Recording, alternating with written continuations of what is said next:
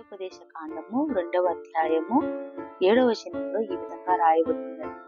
నీ దేవుడైన యెహోవా నీకు తోడై ఉన్నాడు, నీకేమీ తక్కువ కాదు.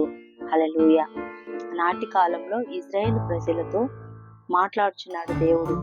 మోషే ఈ మాటను పలుకుచున్నాడు. అరణ్యంలో మీరు 40 సంవత్సరములు సంచరించిన సంగతి ఆయన ఎరిగి ఉన్నాడు కనుక మీ చేతి పనులన్నిటిని దీవించును, మీకు దేవుడు తోడై ఉండి మీకు ఏమీ కూడా తక్కువ కాకుండా చూసుకొనును అనని మోషే ఇశ్రాయేలు ప్రజలతో మాట్లాడుచున్నాడు.